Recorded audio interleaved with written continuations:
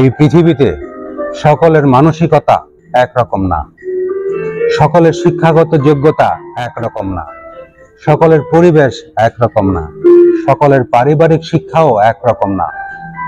মনে করেন আপনি নিজে যেরকম, অন্যকে কিন্তু সেরকম ভাবার বিন্দুমাত্র কোনো কারণ নেই। আপনি হয়তো যেমন মনে করেন আপনাকে কেউ কিছু বললে, কেউ কোনো কড়া কথা বললে, কেউ কোনো গালি দিলে বা কোনো বিষয়ে সকলের সামনে হুট করে আপনাকে কিছু বললে আপনি রেগে যান, আপনি খুব হুমকি দামকি দিচ্ছেন, আপনি খুব জোরে জোরে কথা বলেন। তাতে করে আপনি মনে করছেন, সেই লোকটিও মনে করছে আপনি তো খুব জেদি লোক, আপনার কাছে যখন তখন কিছু বলা যাবে না বা হুট করে কিছু বলা যাবে না, আপনি রেগে যাবেন, আপনি একটা অনাকাঙ্ক্ষিত ঘটনা ঘটিয়ে ফেলবেন।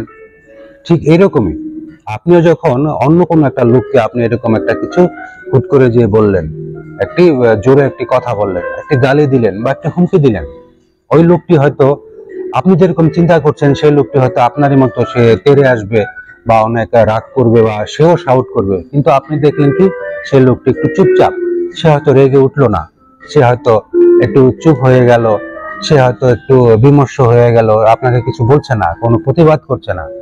তাই বলে কি আপনি মনে করতে পারেন সে দুর্বল? তাই বলে কি আপনি মনে করতে পারেন সে আমি যেটা বলছি সে এরকমের পাওয়ারফুল না বা সে এটা বুঝতেই পারছে না? তা কিন্তু না। কারণ তার পারিবারিক শিক্ষা, তার শিক্ষাগত যোগ্যতা হয়তো আপনার মতো না। সে হয়তো ধৈর্য ধরে আছে, সে আপনি যেরকম ভাবে তাকে ট্রিট করছেন সে হয়তো এটা বুঝতে পেরে সে আপনার মতো শাউট করেনি, কিন্তু সে ধৈর্য ধরে নিজেকে কন্ট্রোল করে চুপচাপ বসে আছে বা চুপচাপ দেখছে। এরকম সিচুয়েশনে অন্যকে বা যে লোকটা চুপচাপ ধৈর্য ধরে বসে আছে তাকে কিন্তু দুর্বল ভাবার কোনোই কারণ নেই। তার পারিবারিক শিক্ষাই এরকম, তার সামাজিক অবস্থানটাই এরকম। ধৈর্যশীলরাই শেষ পর্যন্ত টিকে যায়, ধৈর্যশীলরাই সকলের কাছে গ্রহণযোগ্যতা পায়, ধৈর্যশীলরাই একসময় সাকসেস হয়। ধন্যবাদ সবাইকে।